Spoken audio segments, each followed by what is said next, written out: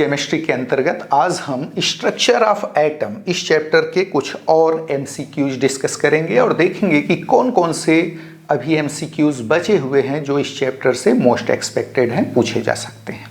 तो चलिए स्टार्ट करते हैं crash course chemistry for IIT JEE NEET AIIMS और देखते हैं कि स्ट्रक्चर ऑफ एटम यानी परमाणु संरचना से और कौन कौन से क्वेश्चंस मोस्ट एक्सपेक्टेड हैं। Yes. Question number 1. Considering same velocity, which of the following has the highest wavelength? First option electron, second option proton, third option neutron, last option alpha particle. तो आपको बताया गया कि अगर वेलोसिटी को हम same मान लें, इन चारों पार्टिकल के लिए वेलोसिटी को हम सेम मान लें, तो इनमें से किस पार्टिकल से एसोसिएटेड वेव का वेवलेंथ हाईएस्ट होगा।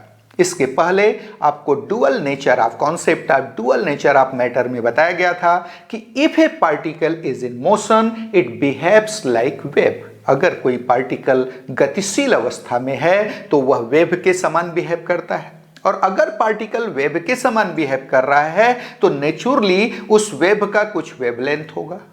उस वेवलेंथ के लिए इक्वेशन दिया गया है, that is called D Broglie equation, और उस इक्वेशन को अप्लाई करके हम इस क्वेश्चन को सॉल्व करेंगे। बड़ा ही टेक्निकल क्वेश्चन है, बड़ा ही प्यारा सा क्वेश्चन है। आप चाहें तो पहले इसको ट्राई कर लीजिए और फिर आप जा करके नेक्स्ट पेज में देखिए कि आपने सही बनाया या कहीं कोई गलती हो गई है। चलिए देखते हैं क्या है इसका आंसर। Answer A electron.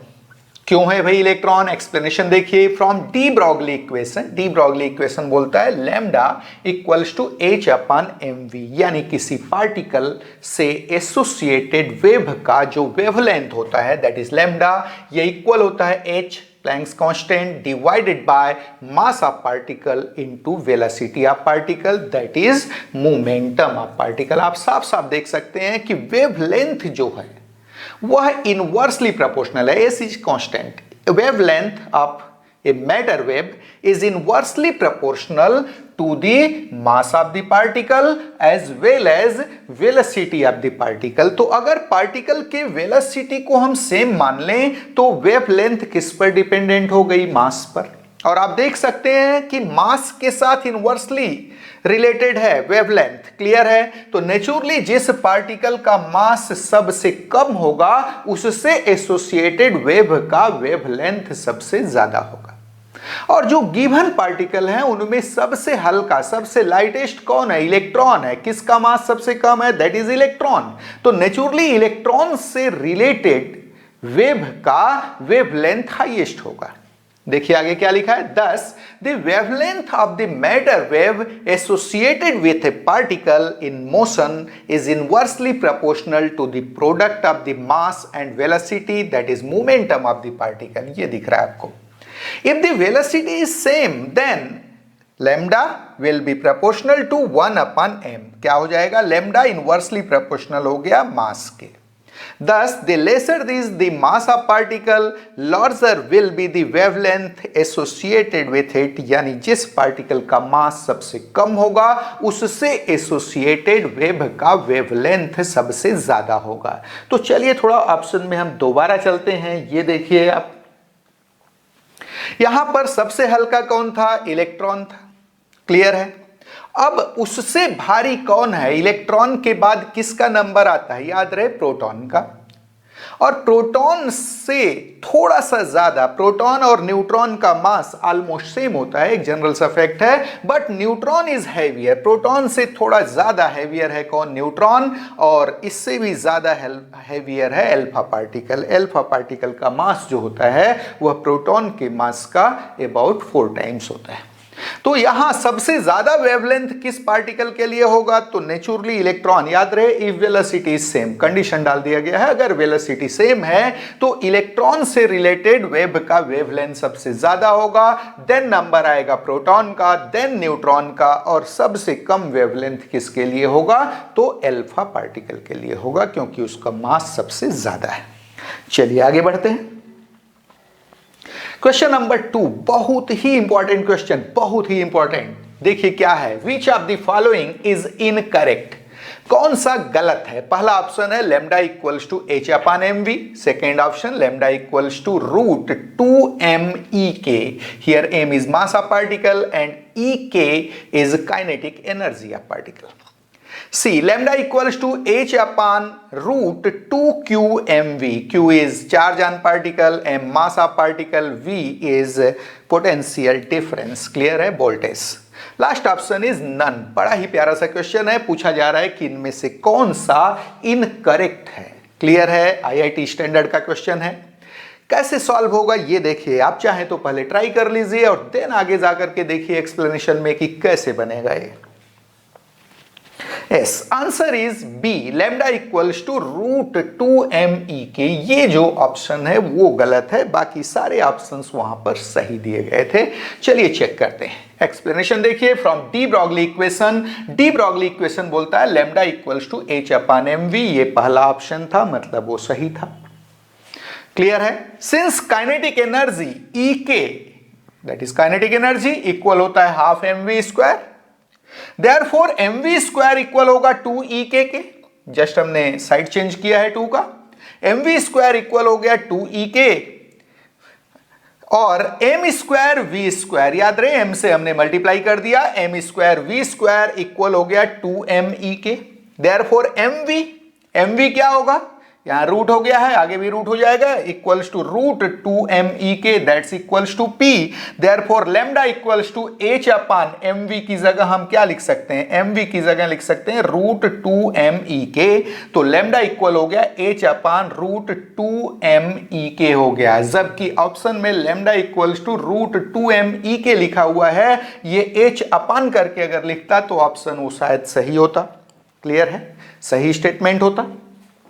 चलिए आगे बढ़ रहे हैं. तो ये जो ऑप्शन यहां जो दिया गया है ये गलत दिया गया है. Lambda equals to root 2m/e_k नहीं होता, बल्कि lambda equals to h upon root 2m/e_k होता है. क्लियर है? आगे देखिए. एक और ऑप्शन दिया गया था, उसे यहां चेक किया गया है. बड़ा ही इंपॉर्टेंट सा फैक्ट भी यहां डिस्कस हुआ है. याद रहे, जब हम क्वेश्चन का आंसर या एक्सप्लेनेशन बनाते हैं तो हमारी कोशिश रहती है कि उससे रिलेटेड जो फंडामेंटल्स हैं, जो फैक्ट्स हैं, वो पूरी तरह आपके सामने आए, ताकि आप उससे रिलेटेड अगर कोई क्वेश्चन पूछा जाए तो आपसे इजिली बन जाए. देखिए क्या बोल रहे हैं. If a charge particle is accelerated with a potential difference of v, then kinetic energy of particle. बड़ा ही सिंपल सा फैक्ट है. ये भी ऑब्जेक्टिव क्वेश्चन में कई बार कन्वर्ट होता है. तो आपको बोला जा रहा है कि अगर कोई चार्ज पार्टिकल हो जिस पर q चार्ज है, उसको पोटेंशियल डिफरेंस v लगा करके एक्सेलरेट किया जाए, उस समय उसकी काइनेटिक एनर्जी क्या होगी? इसका फार्मूला देखिए. Kinetic energy of particle equal होगा half mv², that's equals to qv, where q is charge of particle.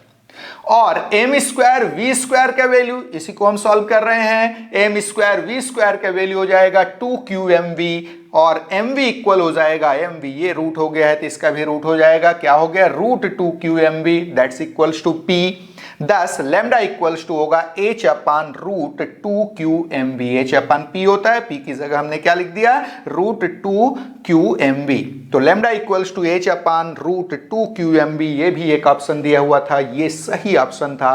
तो हाँ, जो 4 ऑप्शंस दिए हुए थे उनमें से 3 तो सही ऑप्शन मिले. इसमें से एक ऑप्शन जो था, जो इनकरेक्ट था, उसको हमने चॉइस कर लिया. तो इस तरीके से ये प्रॉब्लम बन गया. चलिए आगे बढ़ते हैं. Question number 3. If a particle having a charge q is accelerated with a potential difference of v, then wavelength associated with particle will be. तो बोला गया कि अगर कोई चार्ज पार्टिकल है जिस पर q चार्ज है, उसको एक्सेलरेट कर दिया गया पोटेंशियल डिफरेंस v लगा करके, तो उस पार्टिकल से रिलेटेड वेव का वेवलेंथ कितना होगा? क्लियर है? ऑप्शन दिया हुआ है q upon mv. Second option, this is B, printing mistake है, सी लिखा हुआ है, that is root 2m/e_k. C option is h/√2qmb and last option is none. अभी पिछले क्वेश्चन में हमने इस प्रॉब्लम को सॉल्व किया था और वैल्यू आया था, आपको याद होगा, लैम्डा इक्वल्स टू h/√2qmb। बिल्कुल रट डालिए, इससे रिलेटेड सीधे सीधे न्यूमेरिकल्स भी पूछा जा सकता है और आपसे यहाँ पर ऑप्शन के फॉर्म में भी ये रिलेशन पूछा जा सकता है, जैसा कि यहाँ पूछा गया है। देखिए कैसे सॉल्व हुआ है, ऑलरेडी पढ़ चुके हैं आप इसको। Answer is C h/√2qmb। Explanation देखिए, सेम एक्सप्लेनेशन इसके पहले हमने डिस्कस किया था। इस एक्सप्लेनेशन को वही यहाँ दोबारा लिखा हुआ है, तो अगेन रीड करने का कोई मतलब नहीं है। फिर भी आपको पता है लैम्डा इक्वल्स टू h/√2qmv होता है if a particle having charge q is accelerated by a potential difference of v। Clear है? चलिए आगे बढ़ रहे हैं। Question number 4. The limiting value of product of uncertainty in position and momentum of an electron is। आपको बोला जा रहा है कि किसी इलेक्ट्रॉन के पोजीशन में अनसर्टेनिटी और मोमेंटम में अनसर्टेनिटी का लिमिटिंग वैल्यू कितना होता है। याद रहे, पूरी तरह हाइजेनबर्ग्स अनसर्टेनिटी प्रिंसिपल का जो मैथमेटिकल फॉर्म है उसी को क्वेश्चन में कन्वर्ट कर दिया गया है। क्या है इसमें? Option A h/2π, second option h/π, third option 3h/2π, last option is h/4π। आप चाहें तो ट्राई कर लीजिए और फिर आगे जाकर के देखिए कि कैसे बनेगा ये प्रॉब्लम। तो आपको याद होगा हाइजेनबर्ग्स अनसर्टेनिटी प्रिंसिपल और उसी पर बेस्ड है, उसी का जो मैथमेटिकल फॉर्म है वही क्वेश्चन में कन्वर्ट हुआ है। देखिए एक्सप्लेनेशन, इसका आंसर इसका डी है h/4π। एक्सप्लेनेशन क्या होगा देखिए, as per Heisenberg's uncertainty principle. Heisenberg's uncertainty principle बोलता है delta X that is uncertainty in position into delta p that is uncertainty in momentum is either equal to or greater than, किसका sign है? Equal to और greater than h/4π। याद रहे यही relation वहां question में कन्वर्ट हुआ है, तो आंसर उसका h/4π, ये लिमिटिंग वैल्यू हो जाएगा। तो ये आंसर उसका डी हो गया h/4π। लिमिटिंग वैल्यू से मतलब दोनों के प्रोडक्ट का जो मार्जिनल वैल्यू है वह कितना होगा। याद रहे h/4π की या तो इक्वल होगा या उससे ज्यादा होगा, तो लिमिट कहां लग गया? h/4π पर। चलिए आगे बढ़ रहे हैं।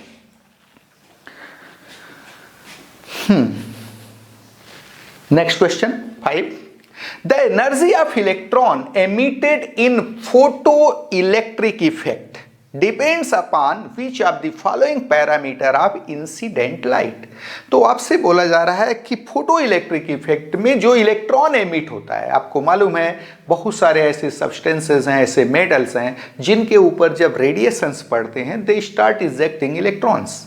ये इलेक्ट्रॉन्स क्या कहलाते हैं? Photo electrons. And this phenomenon is called photo electric effect. बहुत डिटेल में पढ़ चुके हैं, हमारे वीडियोस में भी अवेलेबल है, तो आप जाकर के वहां से रेफरेंस ले सकते हैं। तो आपको बोला जा रहा है the energy of electron emitted in photo electric effect depends upon which of the following parameter of incident light. Incident light के किस पैरामीटर पर एमिटेड इलेक्ट्रॉन यानी फोटो इलेक्ट्रॉन की एनर्जी डिपेंड करती है? पहला ऑप्शन है intensity, second option frequency, third option है बोथ, लास्ट इज नन। तो क्या होगा इसका आंसर? बहुत ही इंपॉर्टेंट क्वेश्चन है ये आपके नीट स्टैंडर्ड का। देखिए कैसे बनेगा, आंसर क्या होगा? Answer is B, frequency. क्या है इसका आंसर? फ्रीक्वेंसी। एक्सप्लेनेशन देखिए, the energy of electron emitted in photo electric effect depends upon frequency that is nu of incident light and is given by the following expression.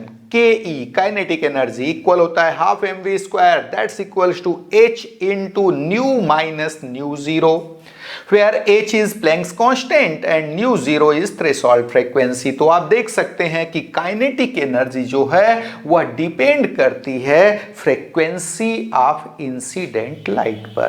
किसकी kinetic energy? तो ejected electron की। चलिए next question हम ले रहे हैं। The number of electrons. याद रहे दोनों क्वेश्चन, इसके पहले वाला क्वेश्चन और ये क्वेश्चन दोनों एक दूसरे से एसोसिएटेड हैं। कभी ऊपर वाला पूछा जाता है तो कभी ये नीचे वाला क्वेश्चन बहुत ही खास है। The number of electrons emitted in photo electric effect depends upon which of the following parameter of incident light. तो आपसे पूछा जा रहा है कि जो नंबर ऑफ इलेक्ट्रॉन्स एमिटेड हैं फोटो इलेक्ट्रिक इफेक्ट में, जो इलेक्ट्रॉन्स बाहर निकलते हैं उनकी संख्या इंसिडेंट लाइट के किस पैरामीटर पर डिपेंडेंट होती है। ऑप्शन है यहां पर intensity, frequency, both, none. Then इस बार क्या आंसर होगा, तो इस बार आंसर होगा इंटेंसिटी। याद रहे इंटेंसिटी लाइट की जितनी ज्यादा होगी, कहने का मतलब ये कि जितने ज्यादा नंबर ऑफ फोटॉन्स पड़ेंगे सरफेस के ऊपर, मेटल सरफेस के ऊपर, उतने ज्यादा इलेक्ट्रॉन, उतने ज्यादा फोटो इलेक्ट्रॉन एमिट होंगे। क्लियर है। लेकिन उनकी एनर्जी किस पर डिपेंड करेगी, तो एनर्जी डिपेंड करती है फ्रीक्वेंसी ऑफ लाइट पर, और number of electrons emitted depend करते हैं इंटेंसिटी ऑफ लाइट पर। तो आंसर यहां पर है ए इंटेंसिटी। ये देखिए आंसर है ए इंटेंसिटी। एक्सप्लेनेशन देखिए, the number of electron emitted in photoelectric effect depends upon intensity of incident light, while the energy of electron emitted depends upon the frequency of incident light। बड़ा ही खास fact है ये। इसके पहले photo electric effect का video आप देख सकते हैं, जाकर के रेफरेंस ले सकते हैं, वहाँ पर बहुत सारे ग्राफ को भी मैंने डिस्कस किया था। वो सारे ग्राफ से रिलेटेड क्वेश्चन भी यहाँ से पूछे जा सकते हैं। तो आपको मालूम है कि फोटो इलेक्ट्रिक इफेक्ट में जो इलेक्ट्रॉन बाहर निकलता है, फोटो इलेक्ट्रॉन, उसकी एनर्जी डिपेंड करती है किस पर, तो फ्रीक्वेंसी ऑफ इंसिडेंट लाइट, यानी आपतित प्रकाश के फ्रीक्वेंसी पर। क्लियर है। जबकि निकलने वाले इलेक्ट्रॉन की संख्या जो है वह डिपेंड करती है इंटेंसिटी ऑफ इंसिडेंट लाइट पर, यानी पड़ने वाले प्रकाश के इंटेंसिटी पर। चलिए आगे बढ़ रहे हैं। Next question, which of the following quantum numbers has been introduced to explain Zeeman effect। बोला गया कि इनमें से किस क्वांटम नंबर का यूज जीमैन इफेक्ट को एक्सप्लेन करने के लिए किया गया था, या किसको जीमैन इफेक्ट को इंट्रोड्यूस करने के लिए, उसको एक्सप्लेन करने के लिए किया गया था। ठीक है। पहला ऑप्शन है n, that is principal quantum number, second option L azimuthal quantum number, third option है m magnetic quantum number, and last option is S, that is spin quantum number। बहुत ही important question, most expected one. तो क्या answer होगा, आप चाहे पहले try कर लीजिए और देन आगे जाकर के देखिए कि वेदर यू आर करेक्ट और नॉट, कहीं गलती तो नहीं हो गई। चलिए देखते हैं।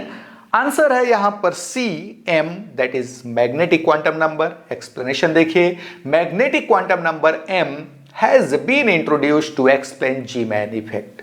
तो मैग्नेटिक क्वांटम नंबर एम को यूज किया गया है जीमैन इफेक्ट को एक्सप्लेन करने के लिए। क्या है जीमैन इफेक्ट, ये भी एक इंपॉर्टेंट क्वेश्चन बनता है, आगे आएगा भी, तो हम यहां भी डिस्कस नहीं कर रहे हैं, आगे मिलेगा वो आपको। Question number 8, which of the following quantum numbers represents the size of an orbital। कौन सा क्वांटम नंबर ऑर्बिटल के साइज को, whether it is smaller or bigger, orbital छोटा है या बड़ा है, इसको कौन रिप्रेजेंट करता है। ऑप्शन है, पहला principal quantum number n, second option azimuthal quantum number l, third option magnetic quantum number m, and last option is spin quantum number s। तो याद रहे जब हम साइज की बात कर रहे हैं, याद रहे शेप की नहीं, साइज की, जब हम साइज की बात कर रहे हैं तो साइज चाहे वह ऑर्बिटल का हो, सब सेल का हो या सेल का हो, size will be decided by principal quantum number. कौन डिसाइड करेगा, प्रिंसिपल क्वांटम नंबर डिसाइड करेगा। लेकिन अगर हम शेप ऑफ ऑर्बिटल की बात करें तो शेप ऑफ ऑर्बिटल को डिसाइड करता है एजीम्यूथल क्वांटम नंबर। आप देखेंगे एल का value, azimuthal quantum number L का वैल्यू अगर 0 है तो जो ऑर्बिटल होता है वो एस ऑर्बिटल कहलाता है और स्फेरिकल शेप का होता है। एल का वैल्यू अगर 1 है तो पी ऑर्बिटल कहलाता है, पी ऑर्बिटल जो कि डम्बेल शेप का होता है। एल का वैल्यू 2 है, डी ऑर्बिटल कहलाता है डबल डम्बेल शेप। तो जब हम शेप की बात करते हैं तो वहां पर शेप के द्वारा कौन डिसाइड करता है ऑर्बिटल का शेप, तो आंसर विल बी एल। लेकिन अगर साइज की बात हो रही है तो साइज चाहे वह सेल की हो, सब सेल की हो, ऑर्बिटल की हो, that is decided by principal quantum number N. और जैसे जैसे एन का वैल्यू बढ़ेगा इनकी साइजें बढ़ती चली जाएंगी, चाहे वह सेल हो, सब सेल हो और ऑर्बिटल हो। चलिए देखिए इसका answer. Answer is A N, that is principal quantum number. Explanation देखिए, principal quantum number N determines the size of cell, subcell and orbitals of the atom, while azimuthal quantum number L determines the shape of different orbitals. For example, value of L, shape of orbital. अगर L का value 0 है, orbital is spherical क्योंकि वो s orbital होता है. If L equals to 1, then dumbbell shaped, 2 double dumbbell shaped, 3 complicated shape. चलिए आगे बढ़ रहे हैं.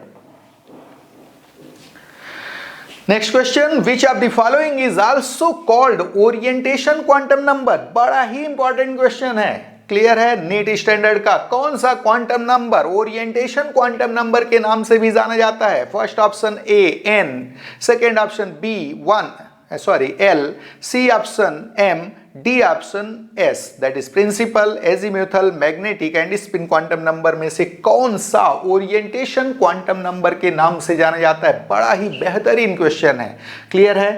देखिए क्या है इसका answer. Answer is M, that is C, magnetic quantum number. Explanation देखिए, magnetic quantum number m represents the orientation of different orbitals in magnetic field, hence it is also called orientation quantum number. तो magnetic quantum number m different orbitals का orientation show करता है magnetic field के presence में, इसीलिए इसको हम orientation quantum number के नाम से भी जाने जाते हैं. याद रहे, ओरिएंटेशन क्वांटम नंबर किसका सेकेंड नेम है? तो मैग्नेटिक क्वांटम नंबर का. वहीं एक आता है एंगुलर मोमेंटम क्वांटम नंबर, ये एजीम्यूथल क्वांटम नंबर का सेकेंड नेम है, क्लियर है. तो आपने देखा कि magnetic quantum number is also called orientation quantum number. चलिए एक और question, the splitting of spectral lines into फाइनर lines in magnetic field is called. तो मैग्नेटिक फील्ड में स्पेक्ट्रल लाइंस का पतली पतली लाइनों में, फाइनर लाइंस में स्प्लिट हो जाना क्या कहलाता है? Option is Zeeman effect, second option Stark effect, third option Raman effect, last option Compton effect. Here answer is Zeeman effect. यहाँ ज़ीमैन इफेक्ट और स्टार्क इफेक्ट, ये जो दो इफेक्ट हैं, ये केमिस्ट्री पॉइंट ऑफ व्यू से बहुत इंपॉर्टेंट है, जबकि रमन इफेक्ट और कॉम्पटन इफेक्ट तो आपको ऐसे ही दे दिया गया है. एक्चुअल में फिजिक्स में आप लोग स्टडी करते हैं, आपको कंफ्यूज करने के लिए दिया गया है. Answer is Zeeman effect. क्यों है? आगे देखिए explanation. Answer A, Zeeman effect. Explanation: the splitting of spectral lines into finer lines in magnetic field is called Zeeman effect, while the same in electric field is called Stark effect. तो आपने देखा कि जिस substance का हम spectrum ले रहे हैं, याद रहे absorption and emission spectrum, hydrogen spectrum, इसका डिटेल्ड में जो है वीडियो अवेलेबल है हमारे प्लेलिस्ट में, आप जाकर के देख सकते हैं. तो सब्सटेंस का स्पेक्ट्रम लिया जा रहा है, उसको अगर हम मैग्नेटिक फील्ड में रख दें, मैग्नेट के दो पोल्स के बीच रख दें, तो हम देखते हैं कि जो स्पेक्ट्रम में सिंगल लाइन दिखती थी वो बहुत सारी पतली पतली लाइनों में स्प्लिट हो जाती है. जैसे ये सिंगल लाइन दिख रही थी, कब? In absence of magnetic field. वही in presence of magnetic field 3 अलग अलग लाइन में उसी पोजीशन पर, यहां देखिए 3 लाइंस में स्प्लिट हो गई. या ये लाइन मैग्नेटिक फील्ड में 4 या 5, यहाँ 5 देख रहे हैं, लाइंस में स्प्लिट हो गई. ये जो फेनोमेना होती है वो क्या कहलाती है? ज़ीमैन इफेक्ट. तो splitting of spectral lines into फाइनर lines in magnetic field क्या कहलाता है? ज़ीमैन इफेक्ट. सबकी यही फेनोमेना अगर आप सब्सटेंस को इलेक्ट्रिक फील्ड में रख दें, पॉजिटिवली और नेगेटिवली चार्ज्ड प्लेट के बीच रख दें, तो भी ये फेनोमेना देखने को मिलती है, लेकिन उस समय उसे हम स्टार्क इफेक्ट के नाम से जानते हैं. तो आपने देखा कि ज़ीमैन और स्टार्क इफेक्ट बहुत ही इंपॉर्टेंट इफेक्ट हैं. आज के लेक्चर में हमने एटॉमिक स्ट्रक्चर के कुछ और क्वेश्चंस को डिस्कस किए जो बहुत ही एक्सपेक्टेड थे, बहुत ही इंपॉर्टेंट थे. इनके अलावा कुछ जनरल क्वेश्चंस आपसे पूछे जा सकते हैं बेस्ड ऑन क्वांटम नंबर्स और इलेक्ट्रॉनिक कॉन्फ़िगरेशंस. तो उनको तो आप इजीली बना लेते हैं किसको देख करके. तो वीडियोस आप जा करके देखिए, इलेक्ट्रॉनिक कॉन्फ़िगरेशंस के साथ में क्वांटम नंबर्स के उनके वीडियोस देखिए, उनमें ही क्वेश्चंस को डिस्कस करके दिखाया गया है. तो इस चैप्टर को हम यहीं रोकेंगे और आगे हम नेक्स्ट चैप्टर लेंगे केमिकल बॉन्डिंग. बहुत ही इंपॉर्टेंट, याद रहे पूरी केमिस्ट्री का वह बैकबोन है, पूरी इनऑर्गेनिक केमिस्ट्री. अगर आप केमिकल बॉन्डिंग को अच्छे से तैयार कर लेते हैं तो इनऑर्गेनिक क्वेश्चंस, इनऑर्गेनिक केमिस्ट्री के जो क्वेश्चंस आते हैं, जो भी क्वेश्चंस आते हैं, उनके बनने के चांसेस बढ़ जाते हैं. तो नेक्स्ट लेक्चर में हम लेकर के आएंगे केमिकल बॉन्डिंग से रिलेटेड ऑब्जेक्टिव क्वेश्चंस, बहुत ही खास। तो नेक्स्ट लेक्चर नेक्स्ट डे, आज का लेक्चर हम यहीं रोक रहे हैं। मैं ऑलरेडी बता चुका हूं कि अगर आपको जो टॉपिक्स पढ़ाए जा रहे हैं उनके पीडीएफ फाइल चाहिए या आपको वीडियो लेक्चर तो यही चैनल पर अवेलेबल हैं। अगर पीडीएफ फाइल चाहिए तो आप chemistryforcompetition.com, अभी जस्ट मैंने लॉन्च किया है, हमारा खुद का वेबसाइट है जिस पर मैं बहुत वर्क कर रहा हूं आपके लिए। तो ये chemistryforcompetition.com, इस साइट पर जाइए, आपको पीडीएफ नोट्स मिल जाएगा। क्योंकि कई बार लोग बोलते रहते हैं सर पीडीएफ नोट्स अपलोड कर दीजिए, तो वो आपकी शिकायत दूर कर दी गई है। जो भी यहाँ वीडियोस आ रहे हैं या जो नहीं भी आए हैं उनके पीडीएफ नोट्स, क्लास 10th के, 11th के, 12th के पीडीएफ नोट्स केमिस्ट्री के, फिजिकल, ऑर्गेनिक, इनऑर्गेनिक, सब वहाँ पर आपको देखने को मिल जाएंगे। ऑर्गेनिक के नोट्स थोड़ा कम मिलेंगे क्योंकि अभी उस पर वर्क चल रहा है, लेकिन फिजिकल और इनऑर्गेनिक के पूरे नोट्स वहाँ आपको मिल जाएंगे। तो आप चाहिए इस साइट पर chemistryforcompetition.com और वहाँ से आप नोट्स अपलोड कर सकते हैं, वो भी बिल्कुल फ्री। तो आज के लेक्चर में बस इतना ही। Thank you.